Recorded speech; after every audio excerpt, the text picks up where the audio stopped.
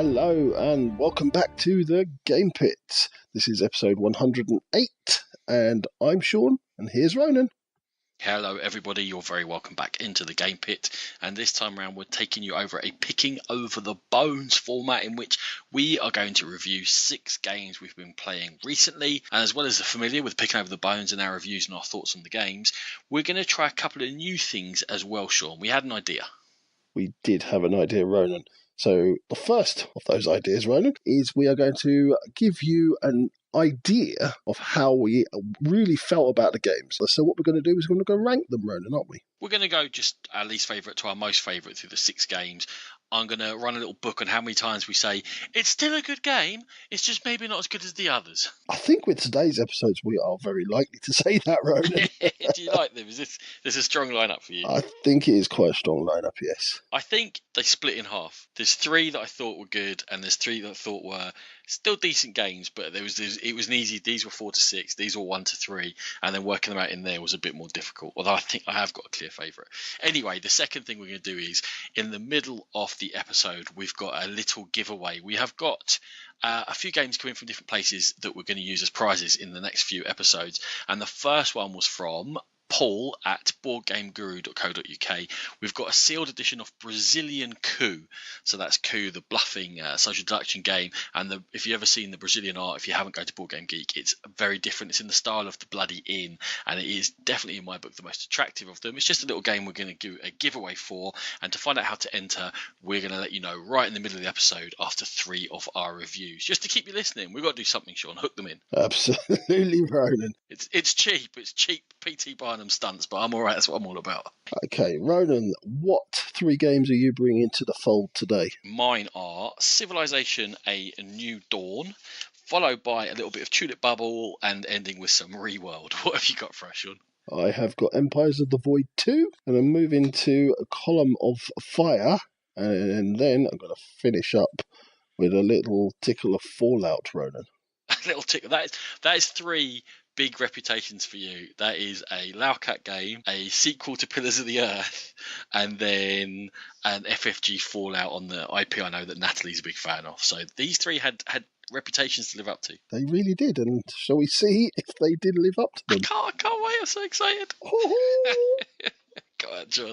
As always, we are very proud members of the Dice Tower Network. Go there and to the Dice Tower itself for gaming goodness galore. If you wish to download our episodes, we're on Podbean, Stitcher and iTunes, and we do have our YouTube channel where we have our pit stop videos for very short overviews on games.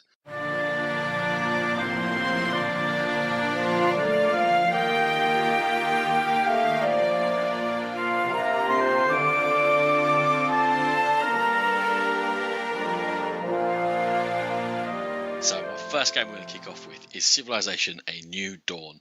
This is a 2 to 4 player game. Builds take around 120 minutes from Fantasy Flight Games, designed by James Niffen, who's one of the newer names in the Fantasy Flight stable, known for helping out with Forbidden Stars, Star Wars Armada, New Angeles, and now this one. Civilization: A New Dawn is licensed on the Sid Meier Civilization computer games. They're a very long-running series, very popular, onto their 6th version now. Civ: A New Dawn is played on a modular map, which is made up of larger hexes, all made up of 7 hexagons.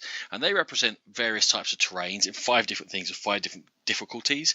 And that number 5 is going to come up again and again and again. And each player is going to take on the role of a particular civilization, a real world one, although the map is not related to Earth in any way. And the map itself is modular because it's made up of all different pieces you can move around. Each civilization is going to try and achieve 3 goals, and those goals are drawn from a deck of just 5 cards, and there are 2 goals in each of the cards, and all the players are going to try to be the first person to achieve 3 of them on their turn. They're going to do that by taking actions which are dictated by 5 cards in front of them. These are called focus cards, and they're in their action row. And you choose a card, and its position from 1 to 5 dictates how strong that card is going to be. If the card interacts with terrain, for example, I said there's 5 different types of terrain. If you want to interact with mountains, which are the most difficult, the card would have to be in the rightmost slot. If it was in the leftmost slot, you'd only be able to interact with grassland, which is the level 1 terrain. And that number 1 to 5, when the card is, always affects what you can do. When you use the card, it gets taken out of the row.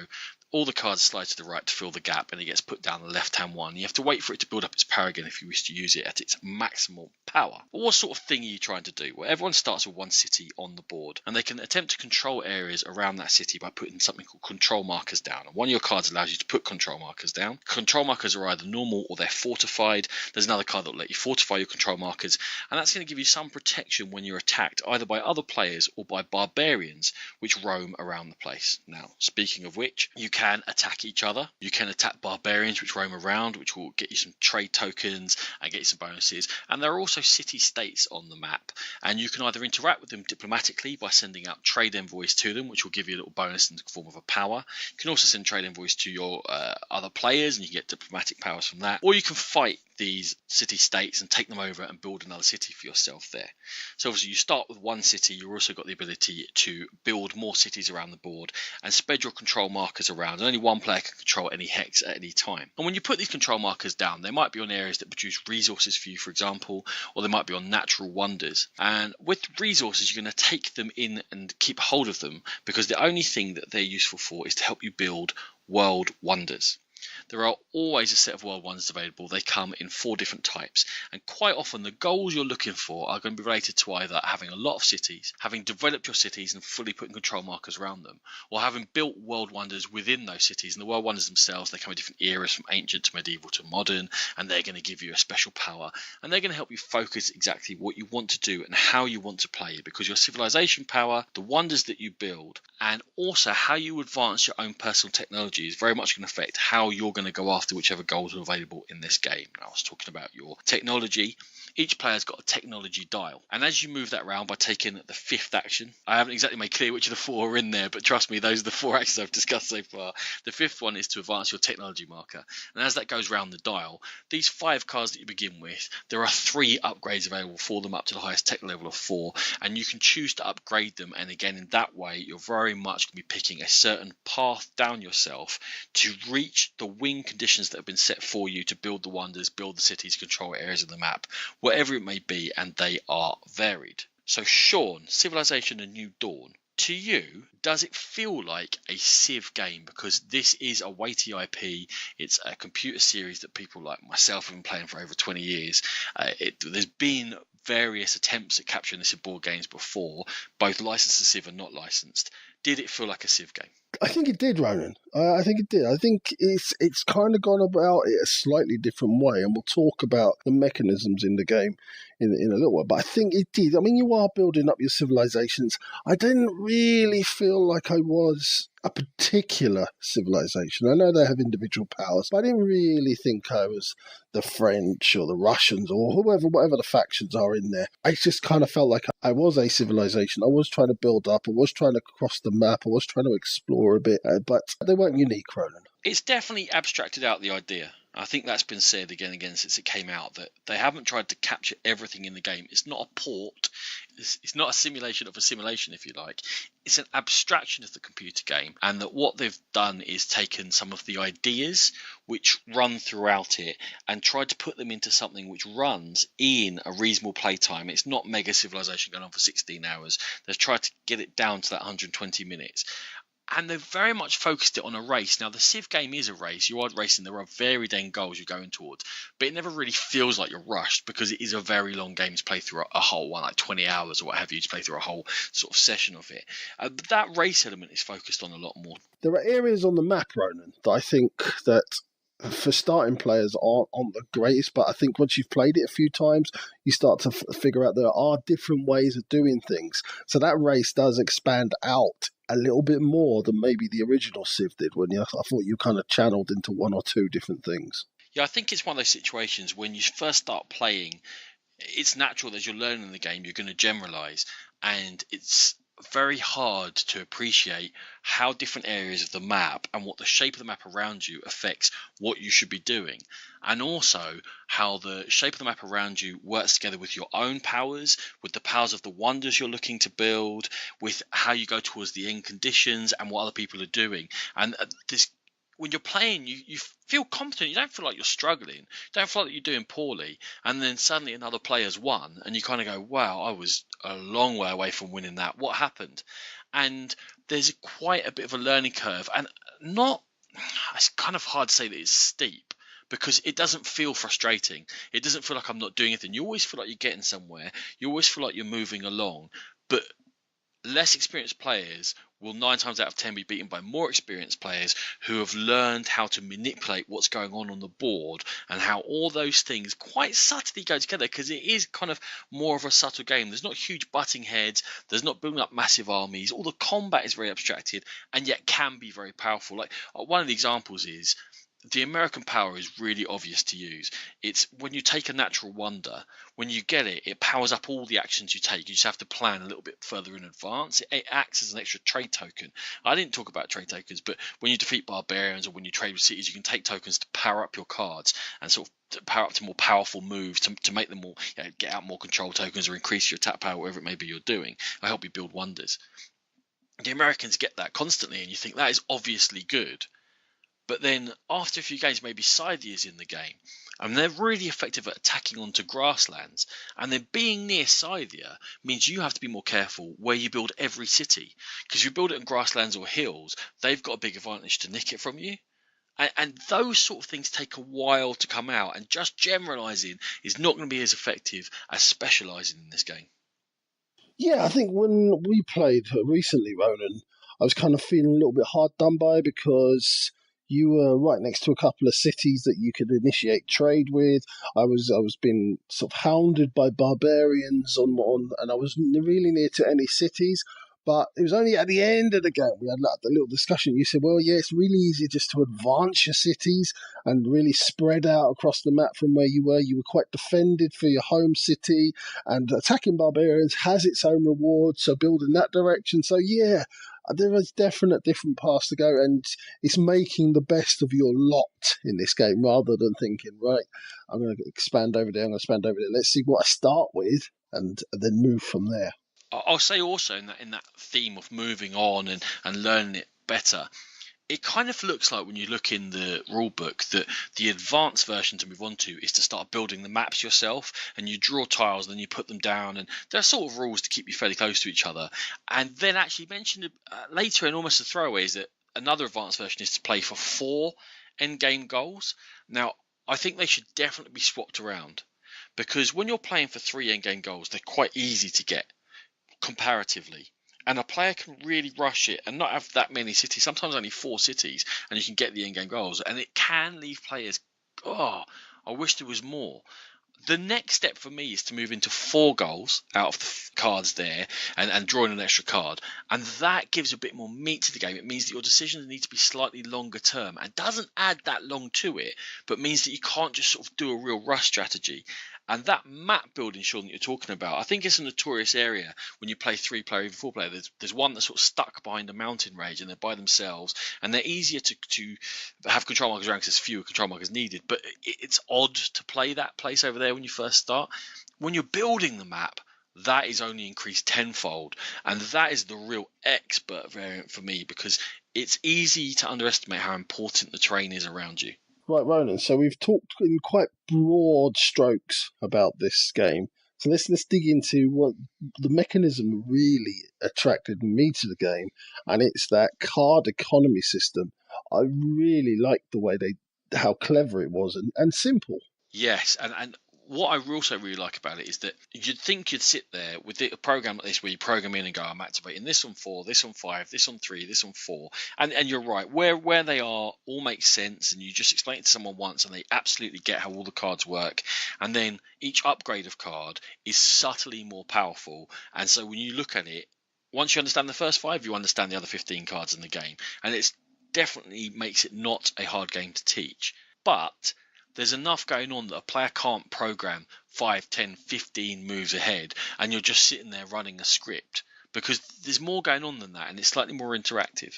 Yeah, because you have to be quite reactive, Ronan, because, yeah, it's nice to maybe plan a few moves ahead, but it's what you need at that time. Whether somebody's attacking you, you might need to defend yourself.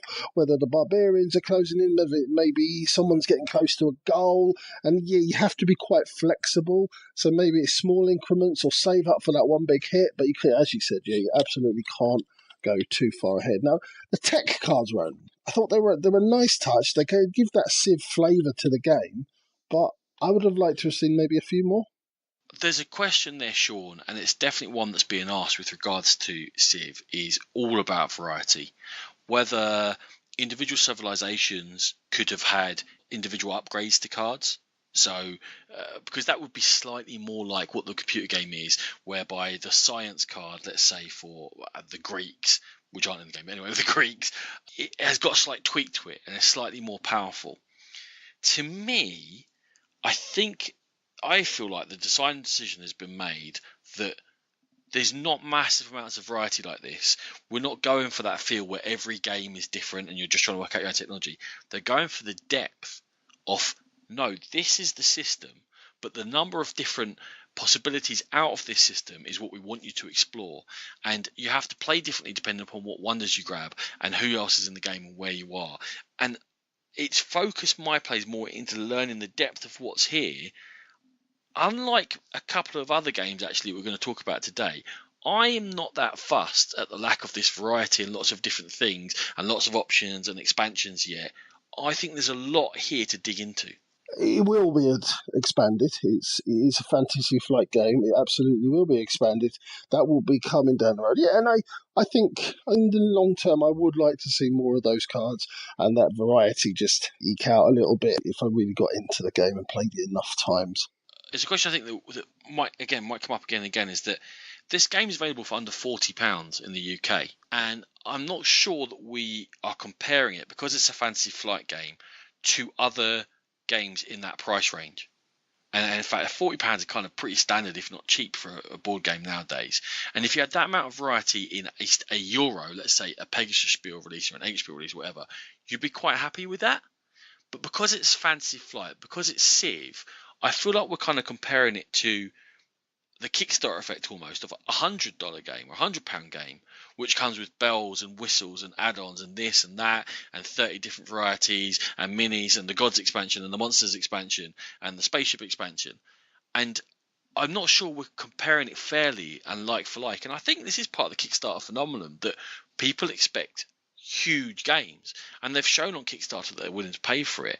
But when I stop and go, hold on, this is a 40 quid game, I'm not sure it's fair to expect much more in that box. What I'm getting at here, Ronan, is it's more of a kind of a kid in the sweet shop effect for me.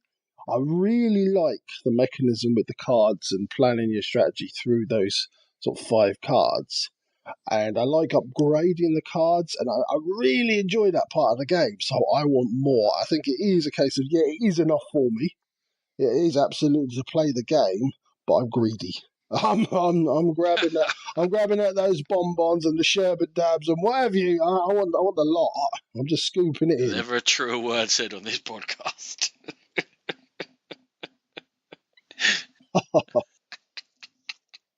So Ronan, I'm going to put you on the spot a little bit here. How, in your mind, does this compare to other Civilization games? Now, I'm talking about the first Fantasy Fight Civ, which I know we've both played.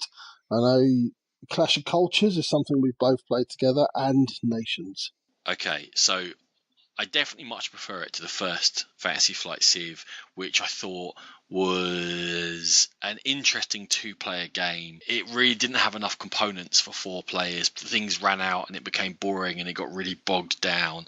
But there were things like discovering uranium and things which put a lot of swing into it, which didn't go to my style, where I like sort of more planning. I like interaction. I don't like a random chit draw determining a game. So I definitely prefer it to the 2010 or whatever it was Civ release. Clash of Cultures is almost more a standard Civ game for me, where you build up your city, you build up your armies, and you attack.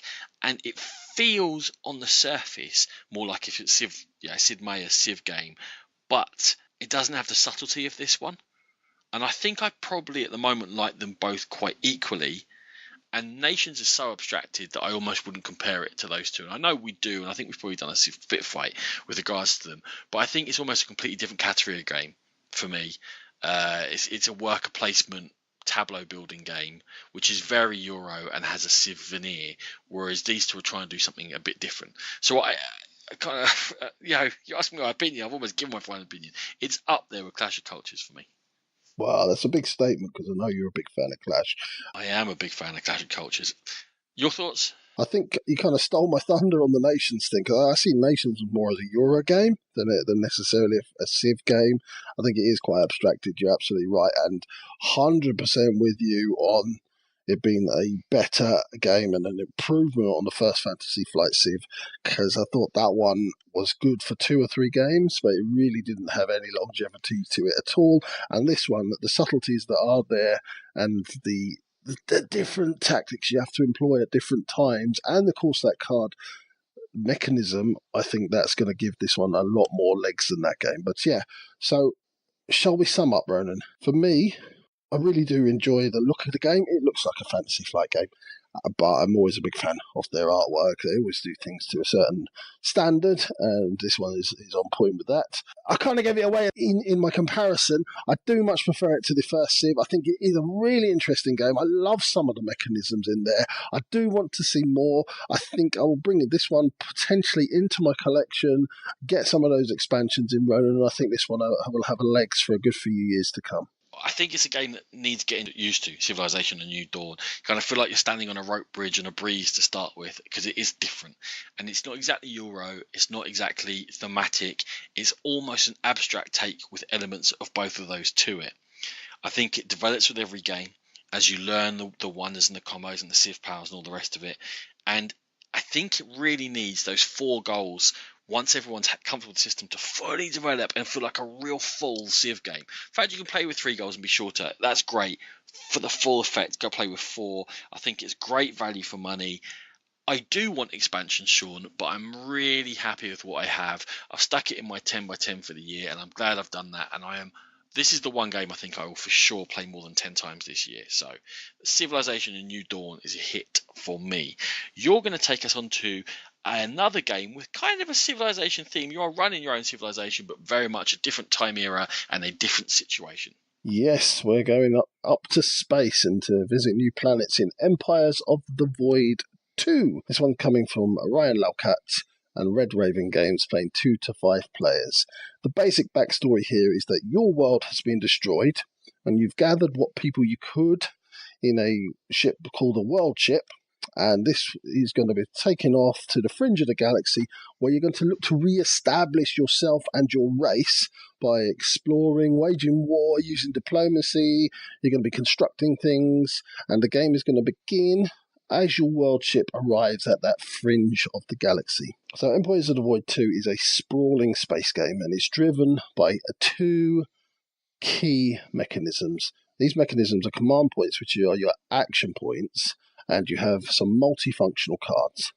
And what you have laid out in front of you is a board which has multiple randomly laid out planets, and they change for each game. And on the planets are different races, and there are pathways between those planets. Now, command points, as I mentioned, these are the action points that you're going to spend to do each of the various actions. I'm going to quickly run through the actions that are available.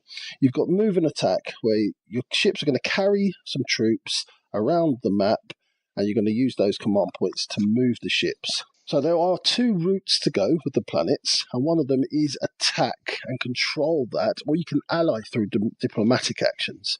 When you do have a battle, and that's with the planets or other players, is going to add 3 values. You have the dice power, you have a base power, and you play the cards, and that's one of the actions for the cards. You can research and build. Now, research is going to add tech upgrades for powers or for end of game scoring, or they can actually make the cost of building a lot cheaper. And you're going to build to get more money, command points, and increase your hand limit. And they're going to add points at the end of the game as well. The only caveat there, to build, you need to have planets on the board. So you need to be conquering planets, whether they be large or small planets. Next action you can do is a card action or diplomacy. So I mentioned the cards were multifunctional. You can do missions, actions, deliveries, and these are all the things that you can do with those cards. Diplomacy, you're going to try and add influence to a planet in order to ally with them. If you do ally with a planet, you're going to have access to an ongoing power You're also going to be able to buy troops from that planet and add them to your units that you're carrying around. You can recruit.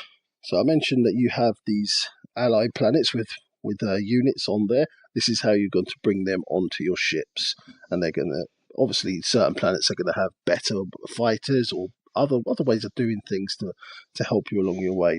The last thing you can do is scavenge, and this is one of the ways that you can refresh, and that means get command points back, get your cards back up, and get money.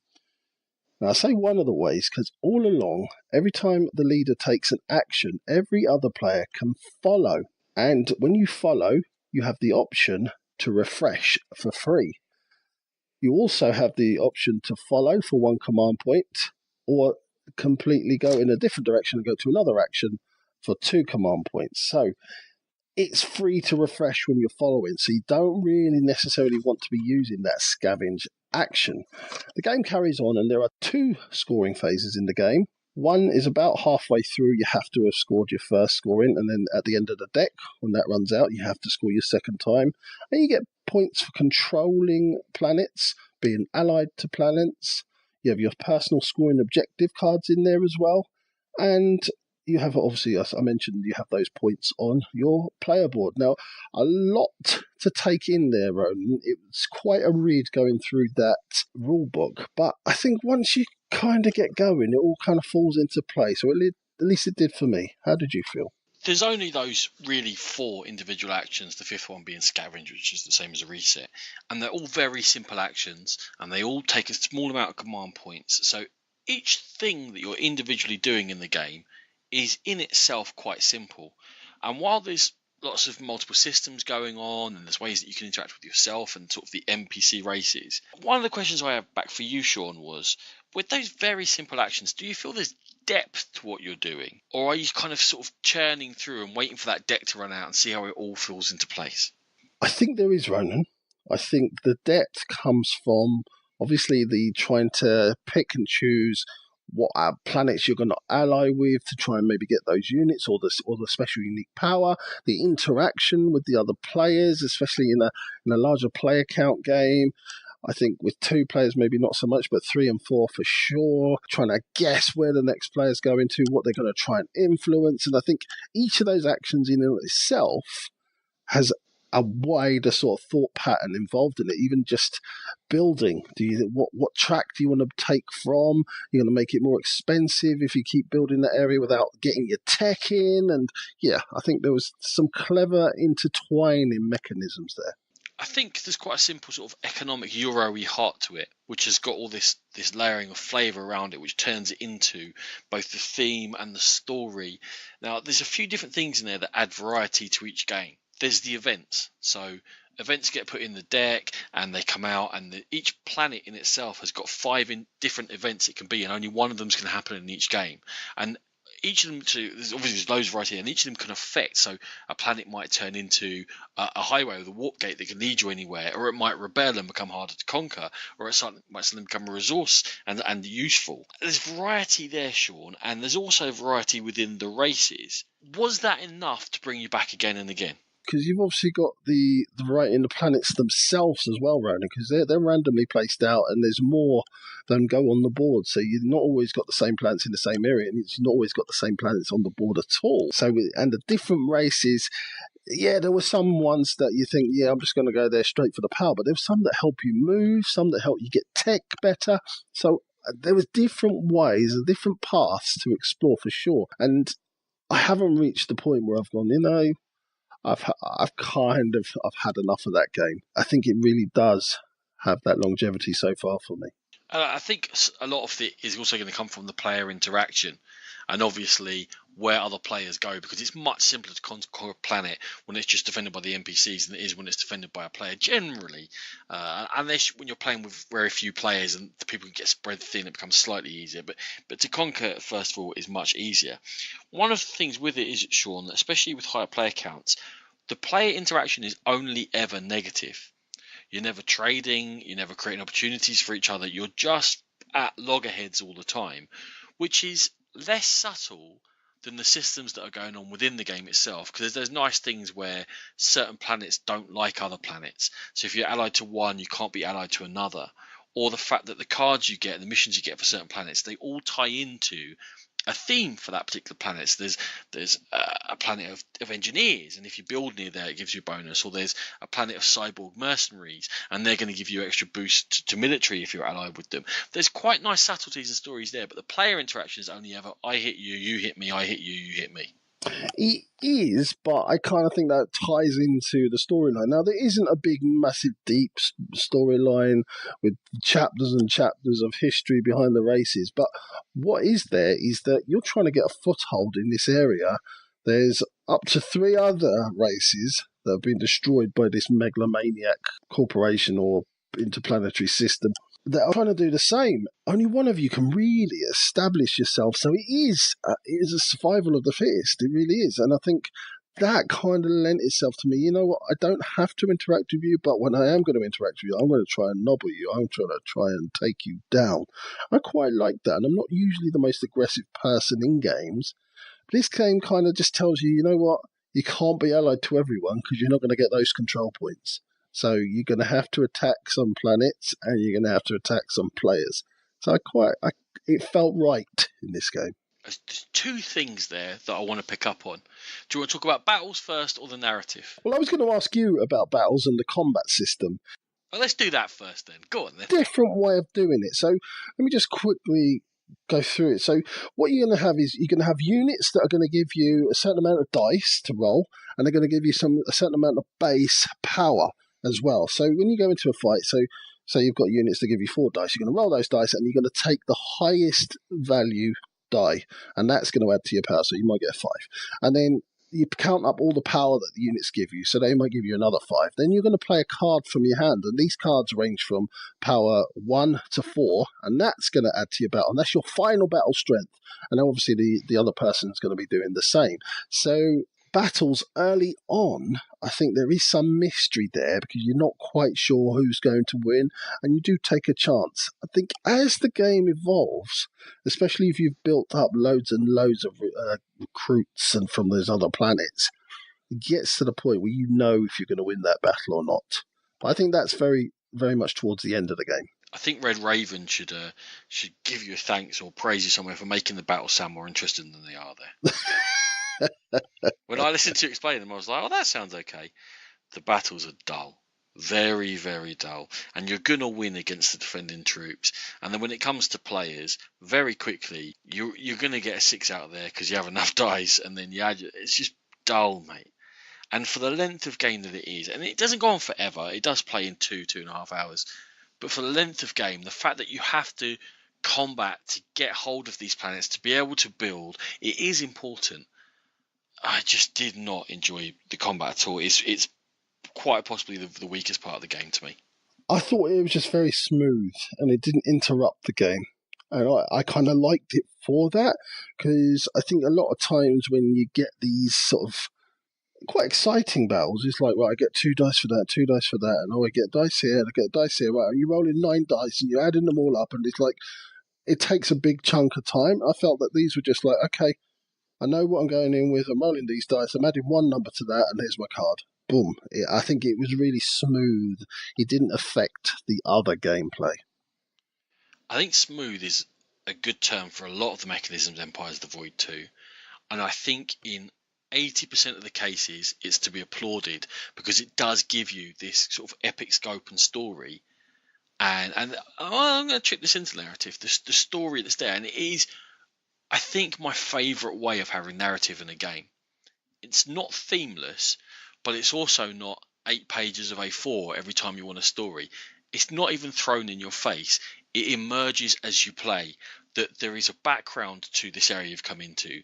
There are political alliances and there are sort of minor wars going on and there's trade that's going on and there's specialities. And you weave yourself into the subtle narrative that's going on. And it definitely gives me a sense of place and a sense of time. And that is also smooth as well as a lot of the mechanisms. But the battles to me are smoothed down to a stub of boredom and just move on. Start with boredom. I like it. Okay, Ronan, I know you haven't played Empires of the Void 1, the original game, but I just want to, just for people who have played it, because it was very much billed as a completely separate game, and I'm not buying that, Ryan. Sorry, I'm a big fan, but I'm not quite buying it. There's so much similarity there. But what he's done is he's layered on all the things I think that you like about this game, Ronan. He's layered on, because the original one was pretty much a slapfest in space. You did have your allies, but you also, it was just allying and fighting. That was kind of what it was. Now he's added this narrative there. He's added the world ships and building up, and the storylines were intertwined. I really like that. He's also, what he's done is limited the ships that you could have. And that's one of the biggest change for me. So in the original, could just have loads and loads of ships all over the place. But what he's done this time, you're only going to ever have 3 ships that can carry troops, and it's really the units that go on the ships that make the difference, and that kind of limits people having like 7, 8 ships all over the galaxy and able to just drop in at wherever they want. It makes that movement more important, and it feels more epic because of it. Great. So it's a definite. Well, it's good that it's an improvement from number 1 to number 2. So if you did try and play 1 and you didn't love it, 2 is definitely worth a look on that basis. I'm going to sum up for you, Sean, if that's okay. Yeah, absolutely. I've enjoyed playing Empires of the Void 2. One thing that we didn't mention that I like is the fact that the downtime is limited, because everyone could do something on everyone else's turn. The fact that there's a real-time pressure to it, that deck is running through. It's not going to take forever. It's a sci-fi civ game that gets a decent amount in a decent amount of time. There's a good theme. I don't like the combat. I don't think there's that much replayability, because there's not that many options. Every game you're going to go and conquer a few planets, get some allies where you can, do a couple of missions, and the game's going to finish. So perhaps that having to squeeze it into the timeline has given up some of the replayability, but then I might be comparing it to longer games and more space opera epics. But definitely a good solid game, Empires of the Void 2. Okay, for me, I haven't talked about the looks of the game. It's absolutely beautiful. And Mr. Laucat actually didn't do all the art. There was somebody else that helped him with the art. So there you go. I think it's a sprawling, beautiful game in space that's... The cards in themselves, they provide you with interesting choices throughout, but for differing reasons. I think the narrative in the game is a lot better than the first one. I really, really enjoyed the interaction with you and the planets, and even with the other players, even though it was kind of zero sum. It was like, I hit you and you hit me, as Ronan said. I think there are lots of fiddly rules when you first start in this game, but that really does fade out, because everything, once you've clarified it, it all makes sense. And for me, Empires of the Void 2 was a huge hit. Ronan, you're going to take us a completely different path now, aren't you? It's off to Amsterdam in 1637, Sean. And we're going to be experiencing the Tulip Bubble. 2017 game designed by Koyu. It's their first design from Mo Ideas Games, who also brought us Flip City, Mini Rails, and Jiraku. So, 3 to 5 players, 60 minutes build. I'm going to say a bit longer than that. We are going to be buying and selling tulips on the tulip market in Amsterdam 1637 during this huge, you probably heard of, financial bubble. Each player is going to attempt to either have 120 guilders at the beginning of their turn in order to buy the black tulip and do an outright win, or there's going to be a crash after between 8 and 10 rounds, the first little half round counting, and have the most money left at the end in order to win. So tulips are available for us to buy. They appear in a future market, so you can see what's getting shipped across, but there is a limited number of them available right now. So we're going to refill that each turn, and we're going to be seeing the cycle of these tulips go round and round. And they come in 3 different colours, and the prices of these tulips are always set on a very simple grid, whereby the orange, the red and the white are going to be in a column, and then the different varieties, the A, B and C, which is the quality of the tulip if you like, are going to have their prices set for selling and mostly for buying, but we'll come to that as a bit of auction going on, with the A's being more expensive but rarer in the deck of cards. So you're going to choose before buying whether you've got any tulips that you have already previously bought and you wish to sell them. And there's two ways to sell. You can just sell them direct to market. Hopefully the price has gone up since you bought them and you're going to get whatever money's there. There's a second way in that there are 3 collectors available and they want particular sets of tulips. They might want C's, 3 C's of all one colour, or the highest value collector wants an A, a B1 and a B2 for their collection, because as well as there being those varieties, there's also subsets within there where you get C1, C2, C3s. And there are small decks of collectors and they want particular numbers and letters to be on the certain colours of cards, and you'll get a boost to the guilders that you receive if you sell them. You're doing this in turn order, and that can be quite important, who can get to a collector first.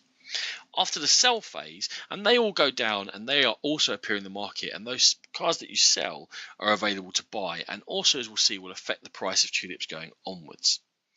In order to buy, each player takes turns going around the table, and they can place 2 bid markers and 1 bid marker in 2 sweeps around the table. And when you place a bid marker, you're simply putting it on a tulip in the market or that's just been sold, saying that I wish to bid on that.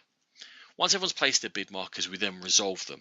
And we say for each tulip, if one person is on there, they get to buy that tulip at the current market price. And again, they're speculating that price is going to rise. Or if more than one is on there, the first player gets a choice to either bid at least one more than the market price or to pass. And if players pass, the last player in turn order who's bid on there, if everyone else pass, must pay one more than the market price. If more than one player stays in, then they start a bidding war between them. When everyone else has dropped out apart from one, that player is going to pay the full price that they've bid to the bank in order to claim that tulip and put it behind their screen. All the other players that were part of that auction are going to split the difference between the market price and the actual sale price, and they're going to get, for some reason, a bonus from the bank into their money. So there's a bit of strategy there in whether you can go in to push up the prices and then hopefully pull out in time to make some money from someone else's madness in getting part of this tulip bubble. Once all the buying is done, we're going to look and see which colour of tulip has got the most cards left in the future market, those that haven't sold this turn and those that are still there for being sold from last turn. The most is going to drop down in price.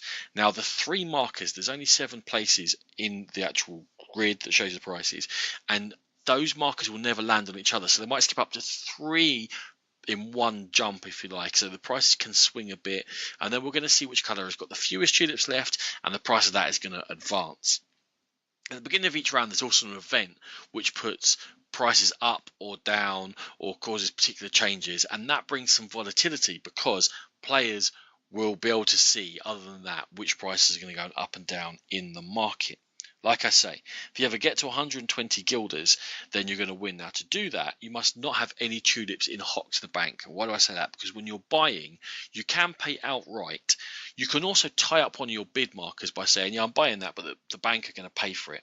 And that tulip goes in front of your screen, your bid marker's tied up. You can choose to sell that normally, but not to a collector, or you have to pay the full price to get it back and be available to you to be sold normally. So there's kind of a way of taking credit, if you like. But if you're in credit, you can't win the game by spending that full 120, and also you have to buy back all tulips that you have in hock before we calculate who's got the most money if the crash happens in the market. Sure, when that crash happens, all of your tulips are worth nothing. This is a very much player-driven, economic, pure economy game. You always say you like economy games. Anything to tell us about Tulip Bubble? Well, I think, economy, stock market, we'll come to that. We'll come to that, Ronan. Let's talk about the look of this game. It's where you like to start. I haven't started thus far this episode, Ronan, on the looks. Fair enough. I've deliberately avoided starting on the looks of games. This one, if you hadn't have sort of told me about it, got me down at your house to play this game, I would never have picked this up in 1,000 years. It looks beige, it looks dated, it really doesn't excite. And I tell you what, you know what it reminds me of? Go on, who does it remind you of? You go to one of these garden centres and you find these like little books or games or puzzles sat in the bargain bin. That's what it reminded me. Something for sale in a garden centre. I can't. Where do we go with how wrong you are here? I don't think it looks dated. I think it's got decent quality components. I think it's got a certain look to it. It has got good quality It's components. attempting to evoke the tulip market in 1637 Amsterdam.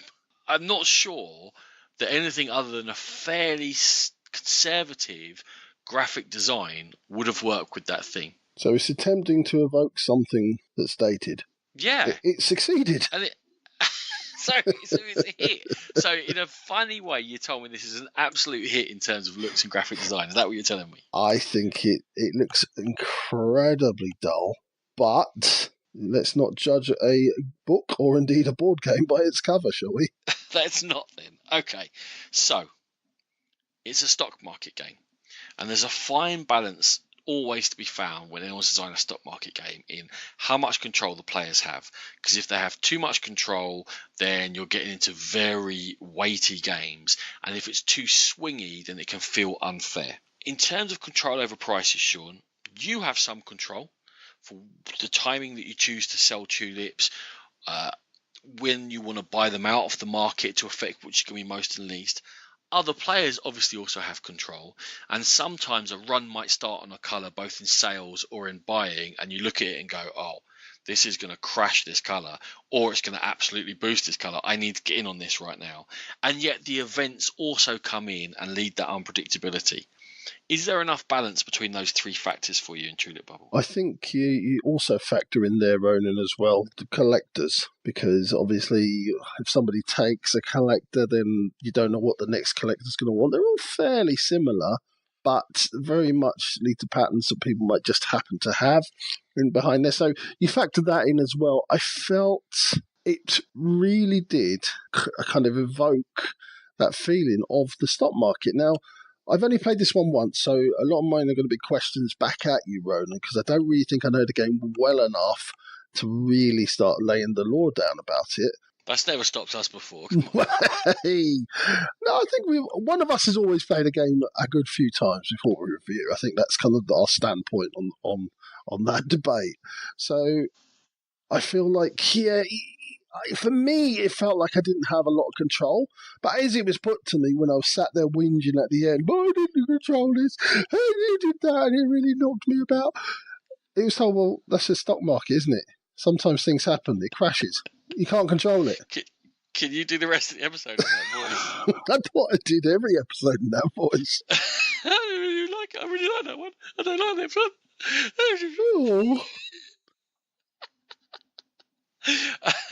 I don't know, Shaggy.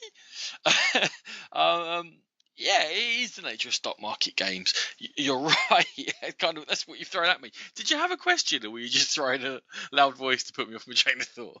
That's it. Whatever works. So yeah, it is. I kind of throw back at you, Ronan, that it is a really random game. But that kind of works because that's kind of what it's meant to be. Yeah. So that was your answer. Your answer was that it's very random.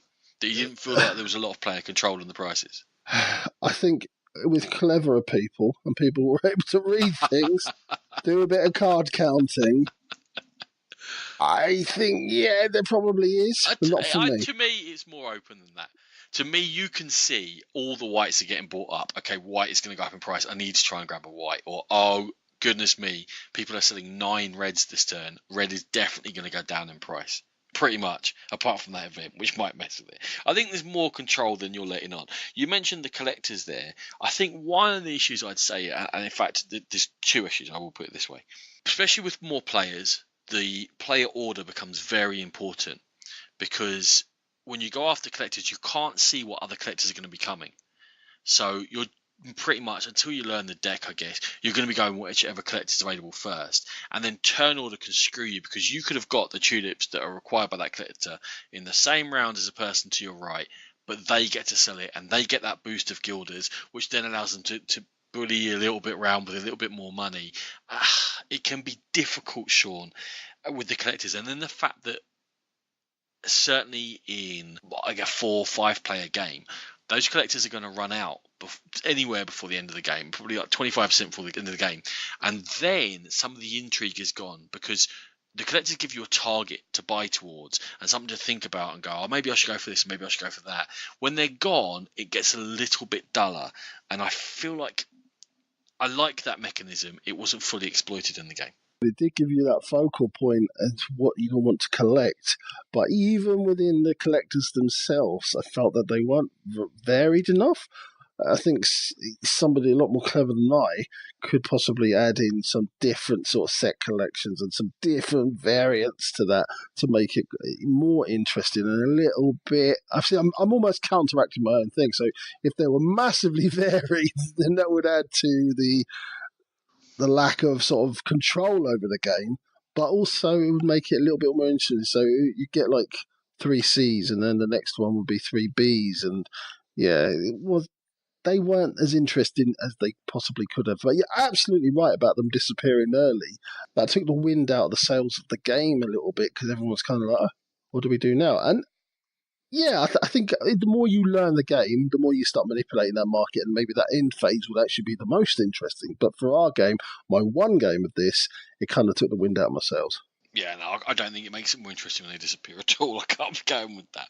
Okay, game length then, Sean. So a stock market game, does the length match up with the weight and the decisions you were making? Again, Ronan, I'm going to put that one straight back to you because I played the one game and it felt to me that it went on a little bit long, but there was 2 brand new players playing the game. But the rules overhead is very light. It is very light. There was a lot of learning or fighting the rules very much, was there?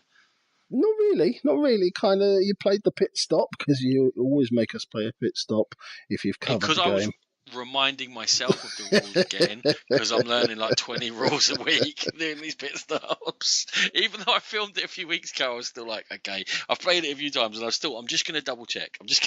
He's killing us with the pit stops. He just fight every game that he's covered. It's like you have to gather around the telly to watch him. To remind. You don't have to gather around. You're there already. It's to remind me. I don't care if you watch it or not because I've got to teach it anyway.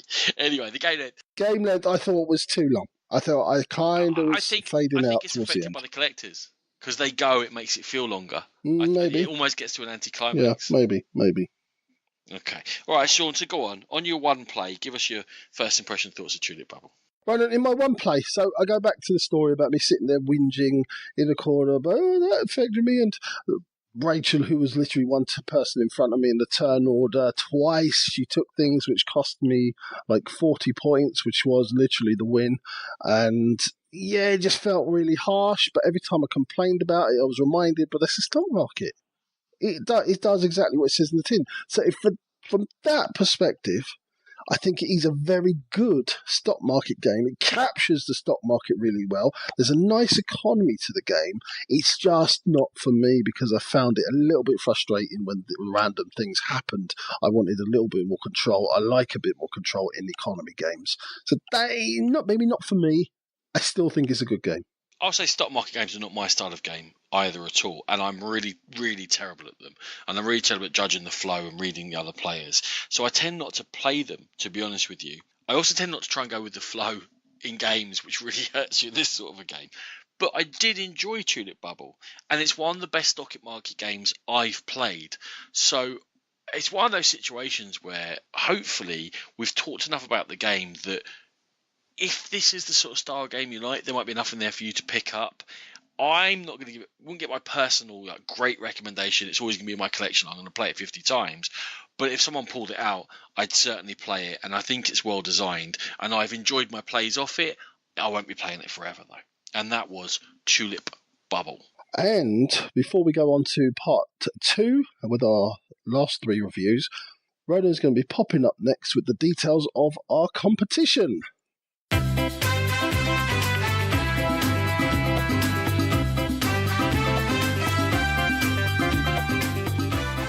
So, it's less of a competition we've got for you. It's more a prize draw, but there is something you have to do to enter the prize draw. It's for a sealed copy of Brazilian Coup. It's just a little prize. We'll post it anywhere in the world. But in order to get your chance for a free game, here's what we want you to do. We want you to head to the Civilization A New Dawn. We just reviewed it. Pit Stop. You can find it on the Civilization A New Dawn Board Game Geek page, or you can find it on YouTube by sticking in search Civilization A New Dawn. It will come up eventually, especially if you type Pit Stop in. On either of those 2 sites, if you thumb the video, and we want you to comment, I am Pit Crew, in the comments. That will enter you. If you do it on either site, it's 1 entry. If you do it on both sites, it's 2 entries into the prize draw. On the 21st of March, we are going to be drawing out from names in the hat, and one of you is going to get a copy of Cool. We'll, of course, make contact with you through either site. So that's all it is. For chance of a free game, head to the Pit Stop for Civilization A New Dawn, give it a thumb up on YouTube or Board Game Geek, and comment, "I am Pit Crew," and you might just get yourself a free game. Onwards to more reviews.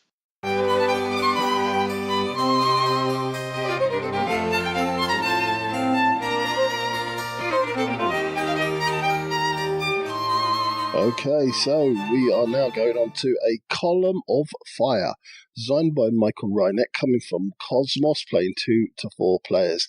This is the third game in the Ken Follett series, following on from Pillars of the Earth and World Without End. It is set in Europe during the reign of Elizabeth I, where Catholics and Protestants are vying for power across Europe, but here we're going to concentrate on England, France, Spain, and the Netherlands.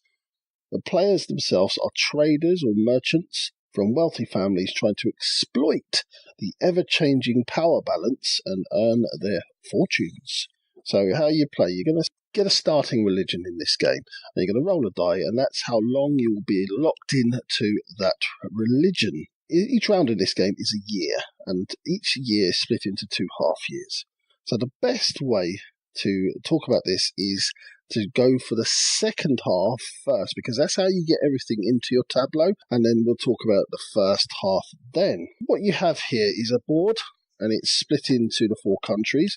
Each of them have a deck of cards and a space for trading houses, and also a space for religious dominance. There's also an action track and a score track on the board. So in the second half of the year, you're going to choose a character card by spending a die of that colour, because you will have rolled a number of coloured dice. Once you spend your die, you're going to be able to add a trading house on the same numbered spot of the area which the card is linked to. So if you buy an English person, you're going to place your trading house into England. You're also going to place a religious marker. Every card has a religious marker on it, and it's depicted, so it'll be Protestant, Catholic, or neutral, and you're going to add that to the board too. And last up, for the card itself, you're going to place the die on the card, and that's how many years you've got to have that character and the power that they give you. The last thing you're going to do in the second half is to use the action track. Now, the action track is an area where you just have to have the die of that colour, and you move along to the next space of that colour, and it does things like you can get goods from each of the areas. You can trade into the areas to score points if you've got a trading house in there, and various things you can do on this action track. So that's what you do on this in the second half. For the first half, you're basically going to run your engine. So you're going to decrease the value on the die to show that you've had a year with that card. You're going to use the power on the card, and if the card starts on 1 and would rotate to 0, then you're going to lose that card. And you also get the chance to change your religion if the religion is on 1 as well. If you ever fill up the religious dominance part of the board, then you're going to trigger religious scoring, and that's going to link directly to your trade houses. So if you're on the number 4 spot of the trade house and you were of the religion that has won the dominance battle, then you are going to score those points. Otherwise, you're going to lose your trade house. There are events in the decks. If you turn up an event card, something is going to happen.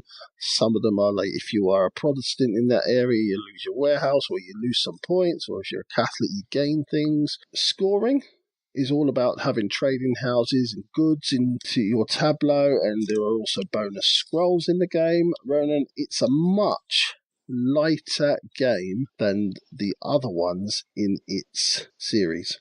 So let's just start it off. It just doesn't fit mechanically with Pillars of the Earth and World Without End. And it's been produced that way, it's been packaged that way, it's been put in a big box, it's been said, look, here's the next Ken Follett one. And I think it's a disservice to this lighter, much more casual level game to attempt to put it with those. And it just doesn't make sense to me. And it seems like mechanically a game has been shoehorned to try and fit a line it just should not be part of. See, now I kind of went the other way. Yes, it was a bit of a surprise because I was expecting something of the sort of same depth as the first two. And the kind of pillars started with a kind of medium, and well, that end was a lot meaner and a lot more frugal, and it felt like almost a step up in complexity. And this one's a massive step down. So I do get what you're saying, absolutely, Roland. But I kind of like it because I think if you have another medium weight euro thrown into there, you've got 3 medium weight euros, very similar. I kind of like that this one's different. That's called having a series of games, Sean, because then you know what you're getting. I mean, how does this find its audience? Because its audience is not Pillars of the Earth and World Without End players in general. It's a players of lighter games, and they're going to look at it and go, no, it's probably like them. I don't want to play it. And then the players who do buy it, expecting another Pillars of the Earth World Without End, are going to go, what is this? As you said, on your first play, you get surprised. Now, we play games multiple times because we're going to review them. So therefore, after that first shock, you kind of go, oh, okay, so that's what it is. Let's play it now again to see how much fun it is. Lots of people aren't going to do that. I get your point. I think, just speaking for myself, I was kind of pleasantly surprised because it was light. It does play very quickly. It is a bit of a brain workout, but obviously not in the same standard as the other two. But yeah, I get what you're saying, but for me, it was a nice surprise. I haven't made a personal judgment on the game. I've said it doesn't fit the line. Moving onwards from there into what the game actually is, as opposed to our expectations of it. There's a bit of thought to it. Yes, of course it's light. There's some random to it and all the rest of it. But there are some bits of it that do actually matter. And one of the things I do like the fact that it's a dice game is, Sean, you don't always want to have high rolls. Because if you have a high roll, and you choose a particular, let's say you choose a cloth merchant and you've got a 6 on there, you're going to end up getting 6 cloth back to you. And it's actually quite hard to use 6 cloth efficiently, and therefore I like the fact that it mitigates the different rolls you can get in a die, because sometimes you just need, I just want that personally, I only want to trigger it twice because that's the only amount of times it can be useful to me. Then I want it gone so I can move on and take other options, and it's almost a different way of dealing with the luck of dice, and I quite like it. I think it's quite an elegant way of doing that. Yeah, the first time I played this game, Ronan, I kind of had the mindset that more is better, and I was continually hitting the cards for long periods of time, and very quickly you run out of dice. And you can't go on the action track because you've got nothing left. You're not able to pick up sometimes even a character card. And you're kind of locked into that one engine, and you're not being able to react as well as you maybe might have if you had the lower value. So yeah, definitely a different way of thinking, and something that I was completely alien to at first. I lost horribly in my first game because I went for that strategy. Yeah, it's interesting. I also like that religion matters. It's incredibly harsh when you've built up a decent level trade house and then the religion ticks over and you lose that particular fight and you lose that trade house, and then suddenly, like I say, all that cloth you've built up, you can't trade it there, you can't get the best price. And what religion you are actually counts, and I think that's good. The one thing I'd say about it was I would rather that your religion die had to be quite high every time, so that you were investing and sticking with whatever religion you were choosing, rather than you can roll a 1 and sort of switch across where it's convenient and then switch back again very quickly. I think I agree with you on this one as well, Ronan. I think maybe a die that just had 3 to 6 on it, then you are invested and maybe fighting for your religion more than just sort of kind of hovering to see who's got dominance. And also on this one, Ronan, I think you have to have a balanced strategy. I think you have to be mindful of all the mechanisms. There's not a lot there. You've got to be mindful of being trading to certain countries and getting the right trade goods in. Be mindful of that action track and getting the best use of it. As you say, be mindful of having those trading houses and your religion and who's going to get dominance. So I think you can't really target one area in this game. You kind of have to be a jack of all trades. Yeah, and it forces you to do that with the 4 city as well. You're definitely best off with a trade house in each city, so that when you do get to go on that sort of rondel, the action mechanism, whatever you're near, you can exploit and you can make the most money and you can take opportunities as they come up, because it is very tactical. It's, can you do it now? Great. The strategy kind of comes in making yourself flexible enough. You're talking about the dice and having all high numbers. You lose flexibility, and that's where you're going to lose that ability to pounce on opportunities to score points. Now, I've been quite complimentary and positive about this game, Ronan, but there's a couple of negatives. One for myself, and it's that I think the characters can be a little bit repetitive. You kind of get the same characters in each of the 4 countries coming up, and sometimes maybe not the most interesting. I think there are subtle changes, and there are some interesting ones, like Walsingham can alter the religious dominance in various areas, but mostly it's like have a cloth, have an oar, have a beer. I think that kind of adds into the fact that that's part of the lighter weight of it, is that you kind of know what's going to come up, so you can plan a little bit. And that when you've got 3 or 4 characters, if they all did something interesting, you're moving into a weight of game that they weren't after. The second one came from actually playing with other people. Now, I hadn't noticed it myself. It's got this lovely Michael Menzel artwork, fair enough, but does it pop? Does it actually pop from the board? Can you tell the different areas? I thought you could, but other people have said to me, no, it just doesn't. It doesn't pop. You're not spotting everything on the board. I was sitting here waiting for you to bring up the issues with the board. I was sure you were about to start absolutely caning the board. Didn't occur to me until people started bringing it up. Ridiculous. It's a massive board in which the only functionality really, you put townhouses down, 80% of it is just artwork. And then the thing that you need to see is the rondel, which is squeezed into the bottom 5%, bottom right corner, and you cannot see what's on the rondel. And if you go to an area that lets you trade, all it gives you is a ship of 2 colours where you can trade. You cannot see them. And they've got like the brown and the purple that dictate where you can go. You can't see what colours they are. It is the worst graphic design choice. It is one of the worst game boards I have ever played on in my life. Beautiful artwork everywhere, functionality terrible. I agree with the action. There's not even spaces for the personalities, is there? I don't have to. No, there isn't. No, they have to go off the side. That was the one issue I had. That was the issue I had, because they have to go off the side of the board, and it is a massive board, so you actually can't reach. It doesn't hold the 4 cards it's supposed to hold, and other than that, it has to hold 4 sets of 6 slots for little bits of wood, and that's it, and a round. Yeah. There should have been the cards on the board, because Spain's way up the top, and you have to ask people to hand it down if you're the other end of the board. Yeah, I see it. It never really occurred to me, Ronan. Honestly, I don't know why. I was a bit annoyed about the cards. I mean, I need to mention it about 30 times. The Rondel. Maybe I was always sitting on that corner. It must have been. Or you had the old magnifying glass out, Sherlock. Because like the action spaces themselves are tiny, but the fact that the trades are these tiny, millimeters wide ships of similar colours, and you're supposed to, and wherever you sit around the table, that is actually one of the more decisions you have to make of whether to push forward and push on and go to the next space and the next space and which dice to use. Just shocking. Right, Ronan, I'm sensing we're getting towards that summing up time. Right. I think A Column of Fire is a decent light game. It's got some interaction. It's got some planning. Does not fit in this line.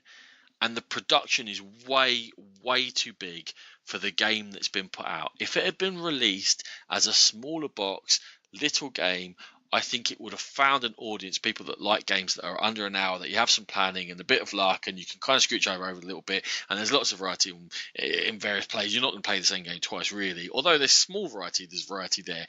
It's completely missed its market.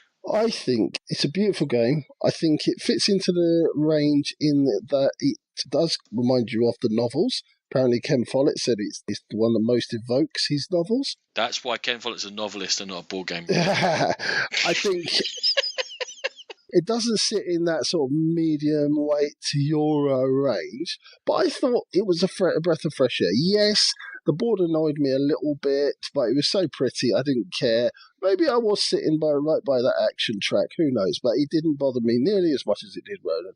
I think there were very interesting, fairly simple choices, but again, when they start to intertwine with each other, that's my word of this episode, intertwine. Got it. Yeah, got it.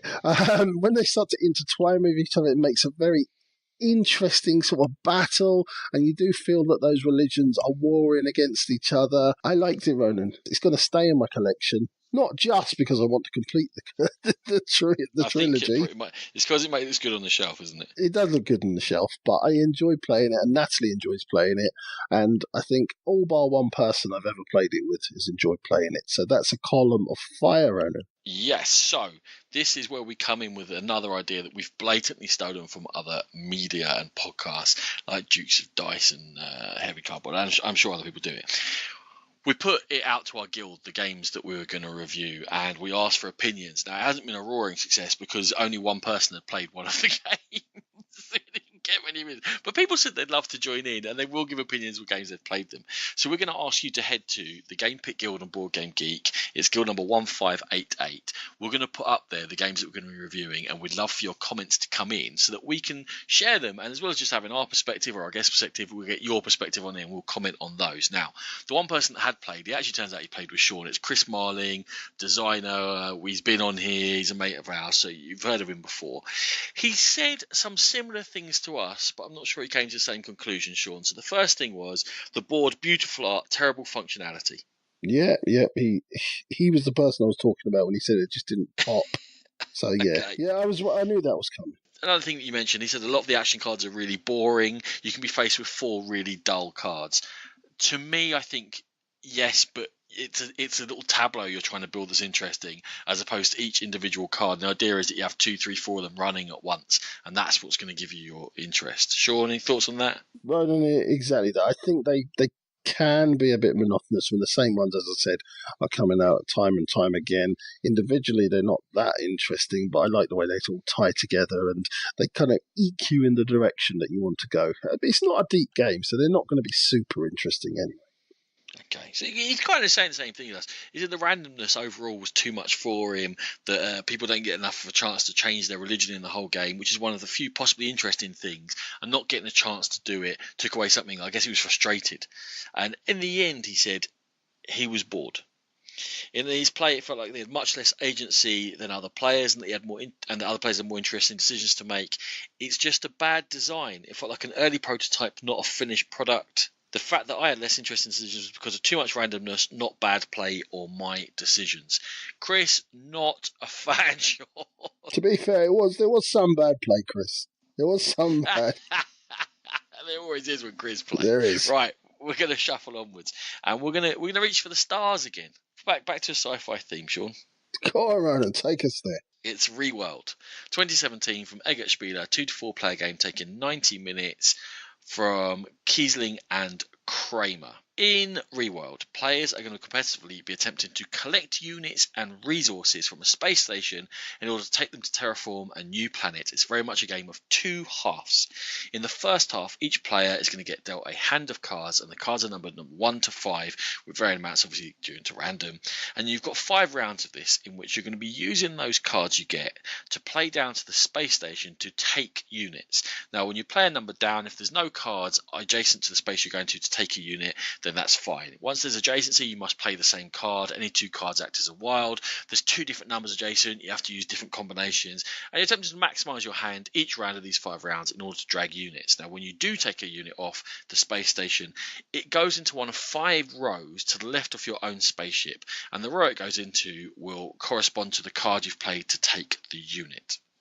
Everyone's going to load up the left side of that board. Now, on the second half of the game, in your own individual tableau of units you've built up using the cards, you're going to take them one by one, and you must take them always from the very left of any of the 5 rows and shift them across to the right hand side, which represents now your terraforming efforts on the planet awaiting the population to turn up. There are terrabots which are going to help you found. You can have a maximum of 5 cities. They come in A to E, and you have to get terrabots down before you can start adding on. You can add on different colour of building units. Now, building units can't move by themselves. You've got to use a different unit called shuttles to move them across, and you can only ever have one of the 5 different colours of builders in any of your 5 cities. You're attempting to get the same colour going along. There's a wild you can use to add on and make your row longer, and you'll find out why you want to do that. Those shuttles that can bring builders can also go and add to your defense by flipping over most of them, and you can build a shield wall above your zone, and again that's going to score you points at the end of the game. There are satellites that you can bring across. They'll power themselves. They're either going to score you immediately for certain conditions. So if you grab satellites early, you can attempt to build your tableau towards that. Or again, you can flip them and add them to the defense of your planet. In the second half of the game, all the while, there are ships following you, which basically mean that you're going to score points as you go for certain achievements, be it for emptying certain rows on the left-hand side, for using a set number of shuttles rather than a certain number of satellites, for reaching a certain length of city, and pretty much anything you can do in the game, you'll be able to score a few points as you go.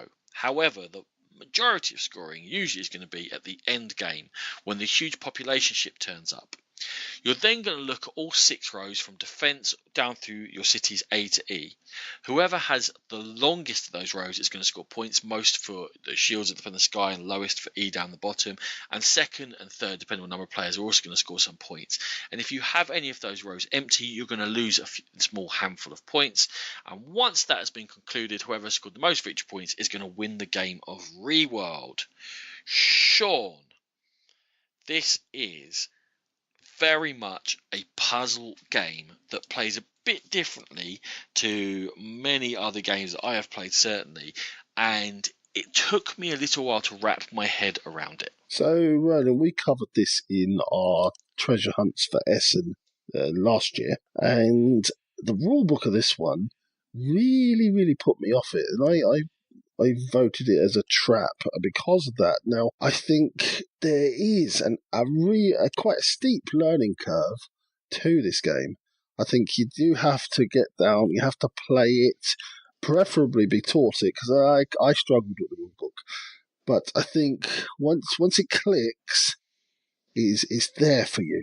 Now, whether it goes beyond that, then we'll talk about that a bit later. But yeah, I think that the learning curve is there, and an experienced player will always beat you. But once it's clicked, it's for you. It's ready. I think the pattern is hard to grasp. There's not that many rules. You're right. The rule book is slightly confusing. There aren't that many rules to it. I think the problem is that it's very hard. Actually, I was thinking when you talk about Column of Fire, you always teach the second half of a round before the first half of a round, because you have to know what you do in the second half before you know how to do the first half, right? But in Column of Fire, it's to do with the round. In this case, it's the whole game. You almost have to have played the second half and scored it before you really know what you're doing in the first half. And that's why I think quite often the first game is going to be difficult and a bit of a wash. And like you say, experienced players are going to win, because it's almost impossible to really get across how that scoring is going to work until you've gone through it yourself. Yeah, it's almost like 2 completely different games, isn't it? Although they are absolutely importantly linked together, the 2 halves of it, the first half really doesn't give you a feel until you know what the second half is going to do. So yeah, I felt like I was playing almost 2 different games, right?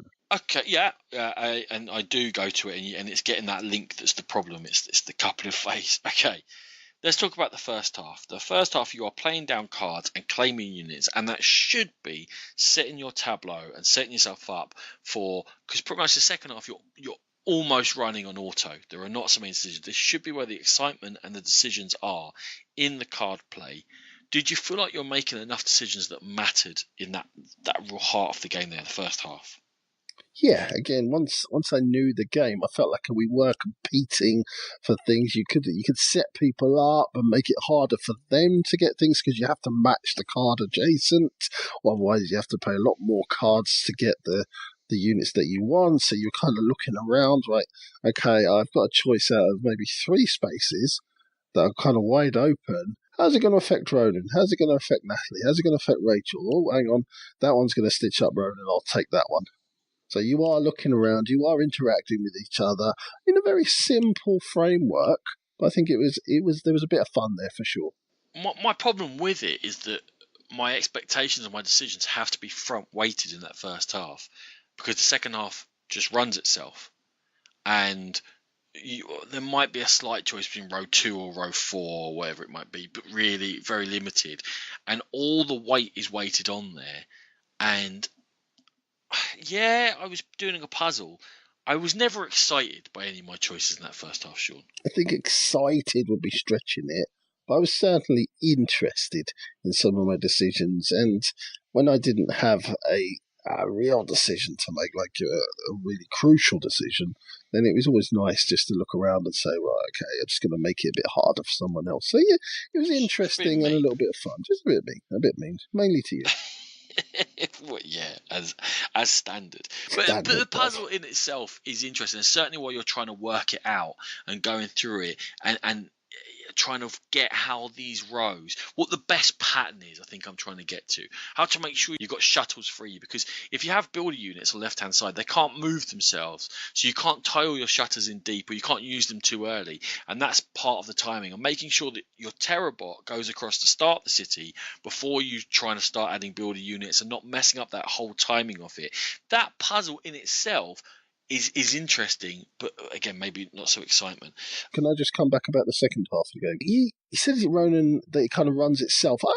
I see where you're getting at, and it to a degree it did, but I did feel like there were priorities to be made in even that second phase, because you do have a few choices there in that other people are going for the same scoring cards as you are, and you're trying to get in there first, Ronan, so you've got that choice of what components to ship around, because you're using the ships to carry things and to place them onto the various rows.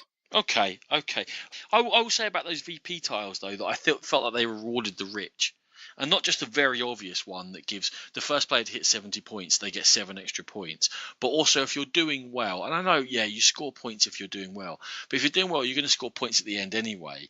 This kind of almost rubs your face in it as you go along and scoring those smaller ships, those achievements, if you like, by emptying rows and using shuttles. Maybe it's because I'm bad at the game, but I always felt like that was a little bit too much. I was like, gee, I know they're doing better than me. Stop giving them points this whole time. I can see I'm 50 points behind, and I know we're going to score points at the end, and they're going to score more points at me, and this is going to be a washout. I'm not going to lie to you, you are pretty shocking at this game. I'm terrible. You really I told are. Sean, well, first time I taught you, right, and I've said to everyone I've taught, don't do what I do. I cannot get this game. I'm no good at this game. I really enjoyed, certainly at least my first few plays of it. I cannot be good at this game. I don't know what it is. Okay, so Ronan, you kind of hinted at something there. You enjoyed your first few games of this. It's got that learning curve, but once the learning curve stops, does the interest stop? Does it have any longevity to this game? Is it the same puzzle over and over again? It has very limited longevity. It is the same puzzle over and over again. Whether I could still improve at it, that definitely for sure, I could get better at the game, but I'm not sure I want to, because Game 7 is the same as Game 1, and I never felt that there was enough of a change up. The achievement tiles are the same each time. The units are the same each time. It also, I tried at different player counts. It doesn't scale very well because the number of units available stays the same. So it's definitely best with 4 where things are tight and you're definitely going to miss out on certain cities. When you go down to 3 and then, God forbid you played with 2, terrible, because it's just too loose and you get too many things. It's all loosey-goosey. And even that fun of the tight puzzle is gone. But it just died. It was fun. I was like, oh yeah, I've got to work this out. And then the second game, I'm getting a bit better. And the third game, I'm getting a tiny bit better. And the fourth game, I'm getting. And then the fifth game, it's the same. And the sixth game, this really is the same. And seventh game, okay, I'll teach Reworld. Yeah, okay. It wasn't the Energizer Bunny. You've died on me. You've died. So, I think actually I knew we were going to get to this point, and as we were talking, I really hate for this to sound awful. I felt like our different number of plays was becoming obvious in how we were answering questions, because you're a couple of plays in and still on that upward. Oh yeah, but this and that. It's interesting. I'll work it out, and I'm definitely on the downwards, going yeah. But once you do, it's kind of right. Okay, I think it might be time to sum up before you fall asleep on us, Ronan. Okay, so for me, it's very much an interesting puzzle, which is way better than I thought it would be. The rule book, the look of the game, I thought this was going to be a surefire miss for me, but it proved better than that. However, although there are some interesting choices in when you play it for the first few times, it's an okay game, but it's really lacking the magic of a collection keeper, mainly because of those longevity problems. As I said, I'm only 2-3 games in, and I'm already started to feel that my third game was actually exactly the same as my first game. Yeah, I might have arranged things in a slightly different order, and I might have grabbed a couple more of those point tiles, but really, did I have any more fun? I don't think so. Was it any more interesting? Absolutely not. It's on the decline for me. So yeah, Reworld, it's okay, but I'm not going to be seeking it out to play anytime soon. I'm sorry I dissed you there by thought you were some wide-eyed injury there. Okay. I wrote here this was an evolution of confused to interested to bored.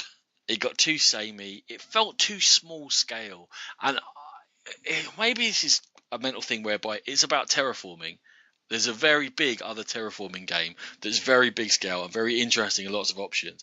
This never felt like terraforming, ever. It felt like laying a little puzzle down. There was no excitement. It faded badly. So Reworld, play it at a games cafe, borrow a mate's copy, play it at your game club, play it a few times and enjoy it. And if you feel like it's starting to fade, stop there and keep your happy memories. Let that photograph fade into obscurity and happiness. Don't push it too hard, because I don't think it's got the legs. Now, Sean, I hope there's no fallout from that review. You're an idiot. That's true. That was a terrible segue.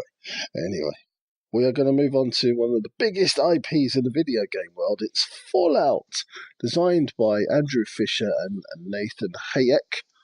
Coming from Fantasy Flight Games, it's 1 to 4 players. As I said, it is based on the really popular video game of the same name, and it finds players exploring a post-nuclear wasteland as one of the people or creatures found in this new world. And a very quick rundown of Fallout. Basically, there's a big nuclear war, people are ushered into bunkers, and your bunker goes wrong in the game, and you wake up hundreds of years later, and it's just this post-apocalyptic Mad Max style wasteland with massive bugs and mutants and all sorts wandering around, and you're basically trying to find out what happened to your family and what went wrong, and that's how it goes. In the game, the board game, you've got a modular board with some already visible locations, but most of them are hidden, and you have to go and explore those. The player characters have individual starting powers, and on your turn you're going to have 2 actions. Your actions are quite simply move, explore, fight, encounter, quest, or camp. So moving is obviously moving around the map, exploring is flipping those tiles over, fight, you can go in and fight the various creatures you're going to encounter. When you have an encounter, you're flipping cards, reading narrative on cards, and the quests that you're going to dig up and find, and to go to do these and various tasks. And camp is quite simply regenerating all your hit points and flipping back anything that's been wonked, as Ronan likes to say. Creatures are going to activate, and to win at this game, you're going to have to complete missions, you're going to have to fight the wasteland creatures, and the wasteland creatures are mutants, humans, bugs, robots, and monsters. You level up, and leveling up, we'll talk about it later, is very, very simple but quite a effective use of leveling up, and you're going to level up in strength, perception, endurance, charisma, intelligence, agility, and luck. And the sharp-eared of you will realise that that spells special, which is Ronan. You're special. Mummy says I'm special. Victory in this game is gained by amassing influence points, and these are gathered with agenda cards. A very quick introduction, Ronan, because I think a lot of this game really hinges on the narrative. I think there's not that much in it in terms of mechanisms and doing things. It's all about that narrative. What do you think? I think if you were brand new to modern board games or fancy flight games, that sort of style, I think there'd be quite a lot mechanically to get your head around. But for this type of game, they've gone with the obvious, they've gone with the simple. They've done that obviously for reasons. So for us, we kind of go, oh, there's not that much mechanically to it because we've done them all before. We know about moving around, we know about flipping over, we know about multiple choices on an encounter card. The leveling up system, like you say, is very intuitive. It all works very nicely. The reason obviously they've done this is, Sean, that they've got a massive IP and they're expecting to get video gamers to buy this board game. And of course the hobby's grown a lot. It's not like 10 years ago. There are many more what we might snobbily call board game literate people around who are going to be used to these mechanisms, but they're going to get people who are not used to them. So they couldn't have gone a full-on descent level of intricate rules, and they haven't, and they've made it simple. And that's fine, absolutely fine. What that means that for a Fallout game, though, they have to then reproduce the feel of being on an adventure, in a story, exploring, being a survivor, and being part of a bigger narrative, which is a lot of what the Fallout was about. There's stuff going on around you. There's things you don't know exactly what they are. There are factions.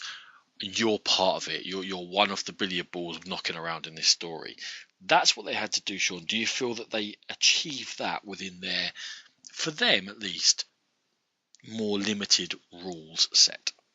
I think they did, right. I think they went for it massively. I think they understood that challenge and they kind of took it up and hit it head on.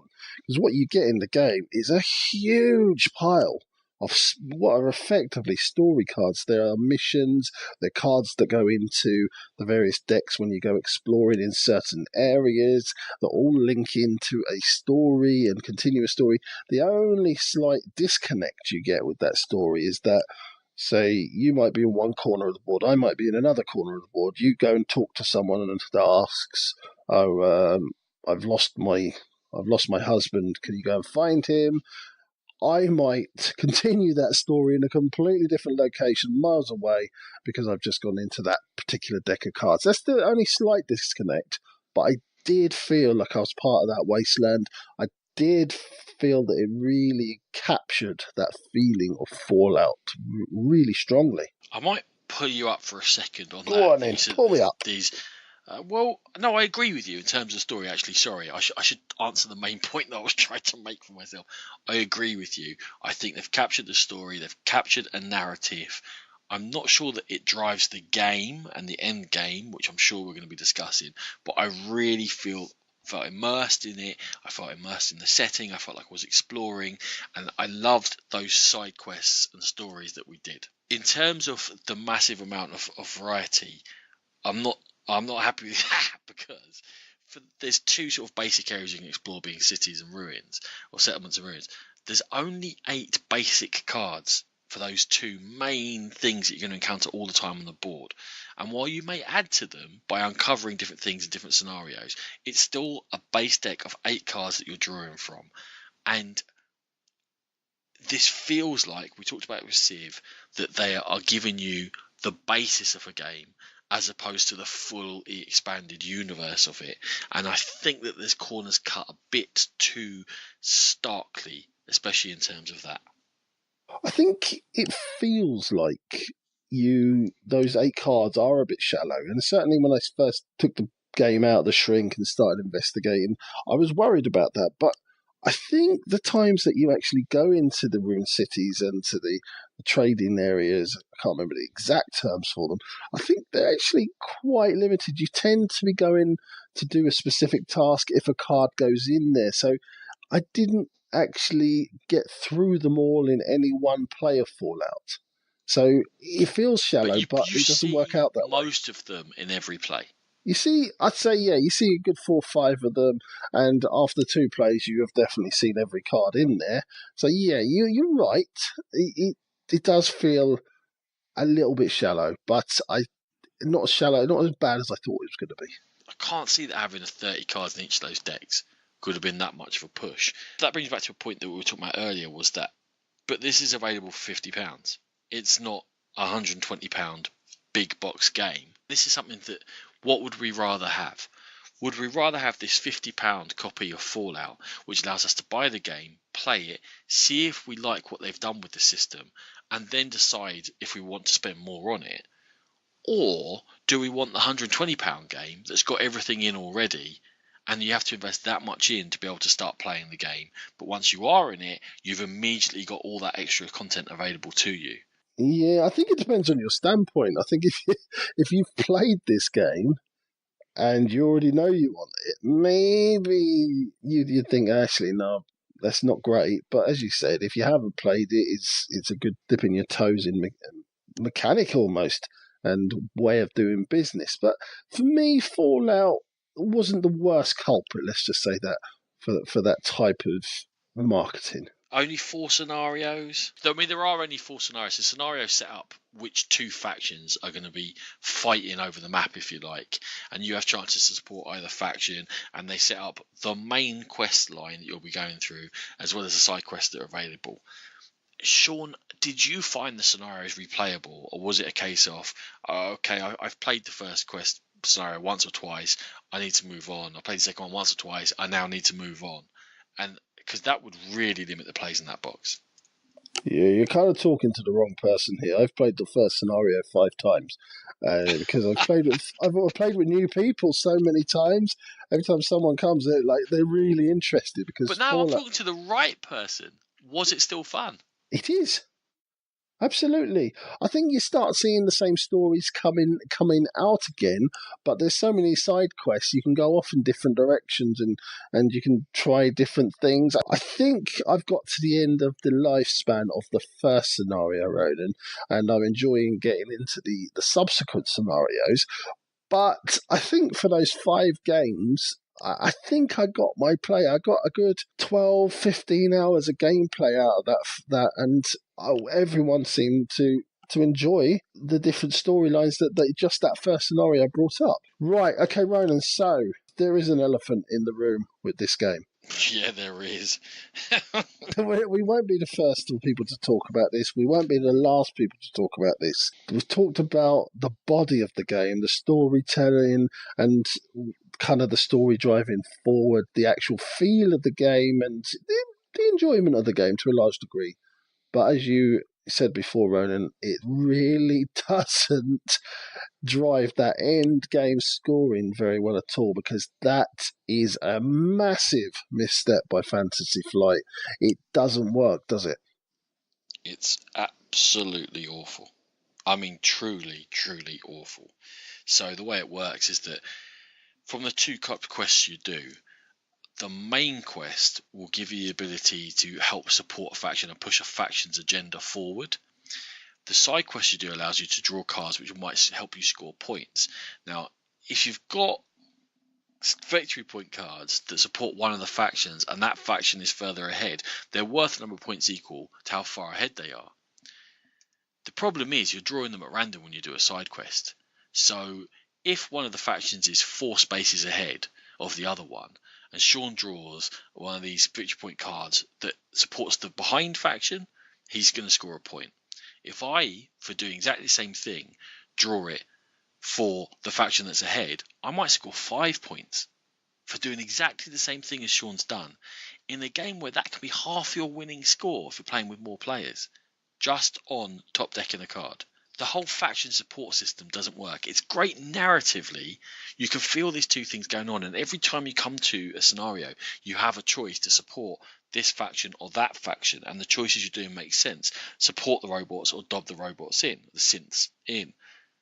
But it then doesn't translate to a satisfying victory condition. Yeah, there's another way that it goes wrong as well, Ronan. It's because you're obviously supporting the 2 different factions, and you're pushing your agenda along. So if you get kind of equal people, maybe 2 against 2 or 1 against 1, even 2 against 1, but that one still manages to push their faction along, what you find is that they kind of move alongside each other, and if any faction gets to the end of the track, everyone loses. See, the last game I played, myself and the other 2 players, we got to the point where we couldn't push the factions any further because we would have ended the game. None of us had enough victory points to win, and it was literally just, what do we do? How long do we carry on for? And in the end, we just called it. I think one person was a point away from winning, and then we said, right, okay, you've won, because this game could go on for hours. And it just wouldn't end. And then, as Ronan said, if you do get that faction that pushes on, then it could be completely random. I know in a game that we played, Ronan, when we first played it together, I had done about 6 or 7 quests to your 2 or 3, And you won the game because you top decked Uh, a 4-pointer. I also unlocked a vault. Let's not downplay the magnificence of that. I'm sorry, when you did it, it was pure skill. Sorry, I forgot about that. Yeah, there are vaults you can go into, and you interact with the dwellers, and you're making choices, and you definitely do not have full information on what's going to happen from your choices. So that is also cool, especially given that I played the original Fallouts back in the day when you were the vault dweller and all that. Anyway, yes, but here's one thing I will say: for as terrible as the victory conditions are, this is one of the games in which the victory itself is one of the least important things. And to be honest with you, did I feel like I beat you in a game? Did I feel like someone else had won in a game? Not really. I felt like we'd all played the game, we'd all had fun. I didn't really care who won. So as bad as it is, for this game, it didn't actually ruin it for me. Yeah, Ronan, that's very much the point that I'm driving at, is that I enjoy this game for what it is. Now, I'm really angry at Fantasy Flight for for potentially, in my mind, not playtesting it enough, because it was obvious. Every reviewer that I've seen has picked it up straight away. Every game player that I've played with has picked it up straight away that is the a game problem. pit never knowing the original. Indeed. But it's so obvious. Yeah, but look, helps out there, right? There are already fixes on Board Game Geek. I've seen at least 2 different variants. One which changed up quite a lot of stuff. The other one is when you finish, you score points for various stuff, for having kept over caps as money, for having leveled up your character, for having done this and done that, and some of the cards as well. People are fixing it already. So if you go on BGG and look under there, you'll find a system that suits you better. But that's not to let FFG off the hook. The last thing I want to do, Sean, is that's the low picking fruit going after the victory conditions. I have got mixed feelings on the leveling up system. So let's explain how it works. So I spelled out that special earlier with strength, perception, etc. When you get experience points, you will already have some of those letters on your player board. When you get experience points, so say that you've got the S and the A from special. So I might be sitting on where I've just leveled up. So if I get 3 experience points, I'm going to move my counter to the S. I've got to jump straight ahead to the A. And because I've got no other letters, I'm going to go all the way back to the point in which I level up. And then I'm going to choose from 2 different letters. And if any of them are different, I get to choose and place them onto my board. And that makes it harder for me to level up, because now I've got 3 spaces in which I must stop my dobber when I'm leveling up, and that's how leveling up works. Now, the letters themselves really correspond to, there are weapons and items that will require you to have a certain letter. So obviously the bigger guns want you to have the S for strength, and then they allow you to re-roll some of your dice in a fight, for instance. So that's how leveling up works. Ronan, you said you have mixed thoughts about it. Tell us. I love that system. I think it's brilliant.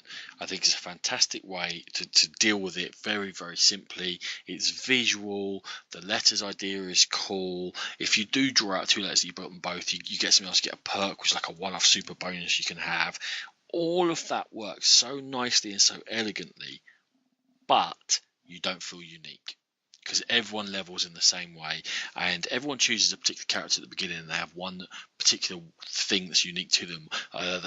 They might move slower, but they're stronger, or they might move quicker, or whatever it might be. But that never advances, and you never increase, and you never get your own leveling up. You're the same as everyone else, and that's the one bit that I didn't like about it. Mechanically fantastic. My character doesn't feel unique. Again, I'm kind of feeling where you're coming from, but I'm not quite with you, Ronan. I thought, yeah, like you, I thought it was a really slick mechanism, and it really effective at what it needs to do. I kind of tied in the different letters with what they're supposed to be. So if you've got a knife, you really want to be agile, so you need that A to be able to re-roll and to leap in and stab. Some of the weapons and stuff like didn't make sense in the penalties that they gave you, but certainly in the skill that you have to use to get the most out of them, I felt that they did kind of make it a little bit unique. Maybe not to my character, but it kind of tied in with that feeling. Yeah. Well, we'll agree to disagree there. Okay. Yeah. I think we both agreed that it is a very clever mechanism in itself. For sure. So, Fallout. I love the experience of playing the game. I enjoy myself. I engross in the story. I'm engrossed in my character. I go off on my own little path, mostly because I really don't care who's winning. I don't care. Use the variant victory point conditions. Please do. Go on Board Game Geek. Find one. Just give it a go. It's going to be better than what's in the rule book. No matter, even if a lunatic designed it, it'll be better than what's in the rule book. I don't need to play the game with more than 2 people. Okay, if I was with more and they were dying to play it, of course I would. But I'm not sure that it would add much to the game for me, other than more bad jokes going around. And that's part of the game as well, is that the players make this. It's a narrative experience. You're not looking for something tight and deep decisions. You're looking to go along, go through a story, pick your own path through this world, and just discover. The game is dying for more content. I was okay with the size of Civ New Dawn. I think there's depth there. I'm not sure there's depth of gameplay in Fallout. I think this is a game that's more about experience, therefore the more content the better, and I think they need to support it very quickly with an expansion, with more options when you're going, more of those base exploration cards, and better scoring. Fallout. Sean. Yeah, so for me, Fallout is very much for people who are looking for that narrative experience, people who are already in love with that Fallout video game, or just like that post-apocalyptic wasteland field tour game, because it evokes all of those, and it really does encapsulate that world really well. It is a great storytelling game, and I feel like this one, very much the way Ronan feels about Mansions of Madness, the second edition, in where he feels it, you know what, it's not a massive amount of choice to be made, and maybe game is pushing it a little bit, but for sitting around enjoying a story, unwinding, enjoying spending time with somebody in a world that you're really interested in, I think it's absolutely perfect. I enjoy the experience of playing Fallout. I hate the end conditions, but you know what, as Ryan said, they've already been fixed, and even if you just stop when somebody's got 8 points and they need 10, so be it. You've still enjoyed what is effectively the story of Fallout. And that concludes our reviews for today. And we're going to join you in the outro, where we're actually going to be telling you which of the 6 games we've looked at today are our favourites and maybe which are the weakest.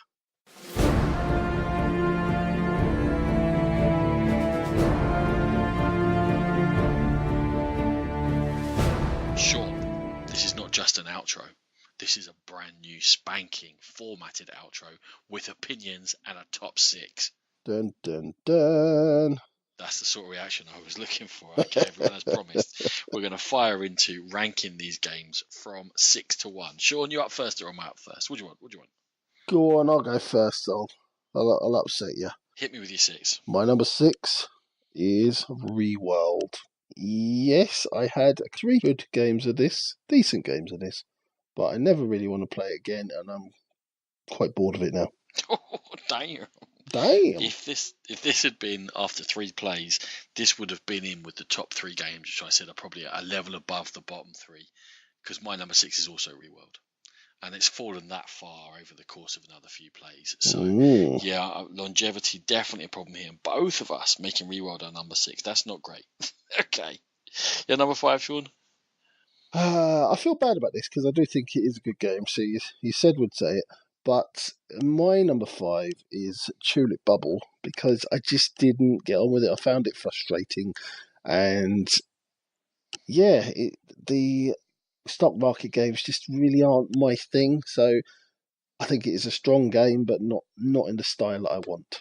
Okay, my number 5 is Column of Fire. I actually think it's a decent game, and anything above this, I'm happy to play again. It was too light, terrible design choice, didn't fit that line. It's an interesting enough diversion for under an hour, but not something that I'll be desperate to play. But I think a decent game. Fair enough. Okay, my number 4 is Column of Fire. So we were close with that as well. I think it's super light. I do enjoy playing it, but the 3 that are above it all are superior in their own way to it by quite some bit. And my number 4 is Tulip Bubble. This has been. Did we sound like we were agreeing this much during the course of the episode? I wasn't. I think so. I think we were in an accord. We disagreed on minor quibbles. I don't think we disagreed fundamentally on anything. I quite like him doing this now because it's solidifying what we actually think of the game. Tulip Bubble again. Yeah, it's interesting. It's just not my style. And if it is your style, certainly check it out. And that's really where it loses the points, where it's not in my personal enjoyment zone. But a well-designed game and definitely worth a look. Tulip Bubble, my number 4 for this episode. Sean, your 3.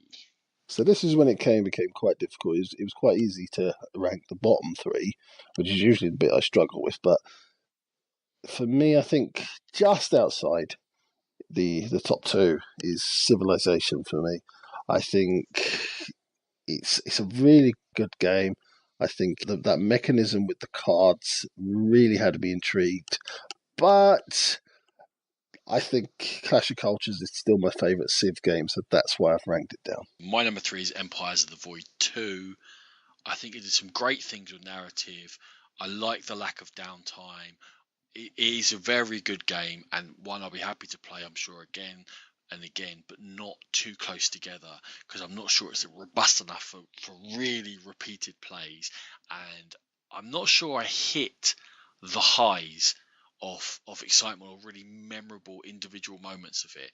And that's where I think it falls behind the other 2 games. I think that Civ is way more playable, more deep, and Fallout has got real highs of gameplay that Empires of the Void 2 can't match. So that's why it came at 3 off a top 3, if you like, for the episode. Okay, so my number 2, and this could have gone either way, my top 2, I've gone for Fallout.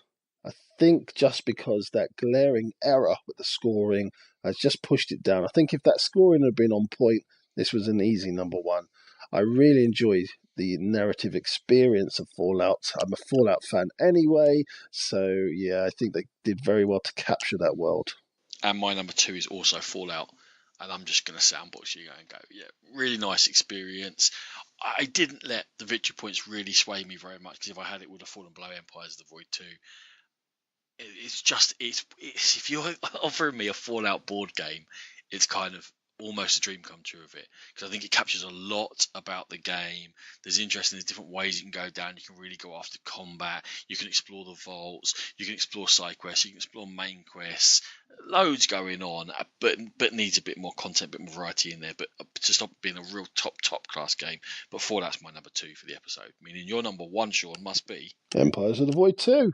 I thoroughly enjoyed my games of this to date. It's everything I wanted in the evolution of Empires of the Void 1. I think there is that narrative experience that I crave in games. There's also that economy going on, which I also crave in games, and I think it merges the 2 quite nicely. And here's that word again, it intertwines them, Ronan. intertwined, smooth, Yeah. striking, beautiful. Which leaves my number 1 as Civilization: A New Dawn. It started out not chucked, but on a similar path to Reworld, actually, in that the first game was a bit puzzling and I got destroyed. And I was like, how did you win so badly? And then the puzzle, my enjoyment of it grew. But where Reworld fell off, Civ is just going from strength to strength to strength. And every time I play it, I'm discovering new things. Discovering new combinations. I'm just finding depth after depth in this game. And I suspected in a 10 by 10 that would happen with it. It is happening. It's fulfilling its promise. And if it continues on this path, this could really shoot into my top 50, to be honest. It's really on that sort of trajectory for me. So it makes it my clear number 1, which means we don't have a clear number 1. No, we've got a 3-way tie, haven't we? We have, yeah. So I said going at the beginning, I've got a top 3. It sounds like you've got a top 3. So we're just going to say Empires of the Void 2, Fallout, Civ: A New Dawn. Any of them sound interesting to you? They're all very enjoyable. It's a joint first. Game Pit recommended. You're going to hit it with a hammer. It's pit stamped. It's something like pit stamped. That's disgusting. Yeah, we're going to work on that. Yeah. Right. Cool. That was fun, man. That was cool. I think you're wrong about Civ, but other than that, great. Other than that. Okay, so what have we got coming up, Ronan? Episode 100 is like that annoying imp on our shoulder that just won't go away. That is coming. We're still dealing with it. It is your Moby Dick. It is my Moby Dick. Please, if you still want to get involved, please do email us we've got loads of questions already from people, but if you think you've got a question or just a point you want to make, please email us. We'll give you the details later. Ronan, we're off to Aircon very soon. It's very close now. I'm really excited. It's within 2 weeks now. We're going to be there. I got a couple of messages to answer about people looking to play games with us. Yes, we're going to be there. I'm going to set up at least 1 or 2 games of Dark Moon. Sean's interested in playing Orleans. I'm going to bring Parlay with me. Probably not alone. Some of those games that we can play in a group and have a chat and have a laugh. We'll definitely be hanging around at the bar in the evening, so having a couple of beers, that'll be fantastic. There's a few lobsters we know going up there, so we're looking forward to lots of fun in terms of the podcast as well as episode 100. We've got more reviews coming up, Sean. Then we're going to do an Aircon episode. Then we're going to be reviewing 2017 at last. We're going to leave it till after Aircon to try and get some more of those, because there were so many big releases towards the end of the year. A few more of those in before we do a full review of 2017 and give our favourites. Okay, so as Ronan mentioned in the middle of the show, we've got our giveaway where we're going to give away a copy of Coup, the Brazilian Coup. As Ronan mentioned, it's probably the best artwork of all of them. If you want to win that, go to YouTube or to Board Game Geek and give a thumbs up to our video of Civilization: A New Dawn, and in the comments just put "I am Pit Crew." It was Ronan's idea. As you're typing it and feel a little bit foolish, it's all Ronan's fault. Or be proud that you are Pit Crew. You've earned that. And the very last thing is, we did introduce it with Chris's thoughts. We are going to be putting up the list of games we're going to review the next time we do a Pick Over the Bones. And we're going to be looking for your opinions on those games. So head to our guild, the Game Pick Guild on Board Game Geek, or Guild 1588. Also, very shortly, we're going to be looking for your opinions on the best and most disappointing games of 2017, because when we do our review show, we're going to include your opinions on this. If you want to hear your opinions read out on the show, please get over to the guild and share your thoughts. And we'll agree with you or not. It'll all be good. And please be better than Chris Marling. That was a terrible start to that section. Wasn't it? Terrible, I know. Okay, and as always, we are very proud members of the Dice Tower Network. Go to there and to the Dice Tower itself for gaming goodness galore. If you wish to email us for episode 100 or whatever, it's thegamepitpodcast@gmail.com. We have a Board Game Geek Guild. It's 1588 on the guild list. And please pop along there if you want to have a chat and to, of course, give us some comments for the upcoming episodes. We're on social media. We have a Facebook page. We have a Twitter page. And Natalie is busy working away on our Instagram feed, which had kind of started to fade away. We weren't very good at keeping that up, but she's doing great things over there. So go and look at the photos that are provided there. If you wish to download the episodes, we are on Stitcher, iTunes, and Podbean. And of course, we have our YouTube channel. Pop along there for our pit stop videos, which are a very quick overview on games just to see if you fancy buying them or playing them. Thank you very much for listening, and we hope to see you soon. Music by The Arrow.